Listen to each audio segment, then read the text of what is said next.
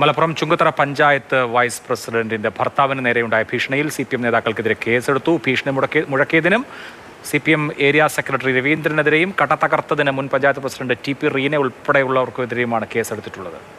വിവരങ്ങളുമായി അരുൺ അമൃതനാഥ് ചേരുന്നുണ്ട്. അരുണ, ചുങ്കത്തറയിലെ വിഷയം ഇത്ര പെട്ടെന്നൊന്നും അവസാനിക്കുന്നതല്ല. രാഷ്ട്രീയ പോര്, രാഷ്ട്രീയ വെല്ലുവിളി ഇതെല്ലാം തന്നെ പരസ്യമായി അവിടെ അൻവറും CPM എല്ലാം നടത്തി നമ്മൾ കണ്ടതാണ്. ഇപ്പോൾ എന്തൊക്കെയാണ് പുതിയ വിവരങ്ങൾ വന്നിട്ടുള്ളത്?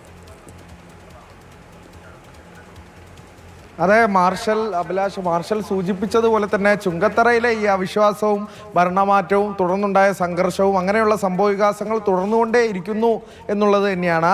ഇപ്പോൾ CPM ഏരിയ സെക്രട്ടറി രവീന്ദ്രൻ ഉൾപ്പെടെയുള്ള ആളുകൾക്കെതിരെയാണ് പോലീസ് കേസെടുത്തിരിക്കുന്നത്. അതായത് ഈ നുസൈബ സുധീർ കൂറുമാറിയതോടെയാണ് UDFന് ഭരണം ചുങ്കത്തറ പഞ്ചായത്തിൽ കിട്ടുന്നത്. നുസൈബയുടെ ഭർത്താവ് സുധീർ തൃണമൂൽ കോൺഗ്രസിന്റെ ഭാരവാഹി കൂടിയാണ്. ഈ സുധീറിനെ ഏരിയ സെക്രട്ടറി നേരത്തെ, അതായത് അവിശ്വാസ പ്രമേയത്തിന് മുമ്പ്, വോട്ടെടുപ്പിന് മുമ്പ് ഫോണിൽ വിളിച്ച് ഭീഷണിപ്പെടുത്തുന്നതിൻ്റെ ആ ഫോൺ സന്ദേശം പുറത്തു വന്നിരുന്നു. അതിന് പിന്നാലെയാണ് ഈ മലപ്പുറം ജില്ലാ പോലീസ് മേധാവിക്ക് സുധീർ പരാതി നൽകുന്നത്.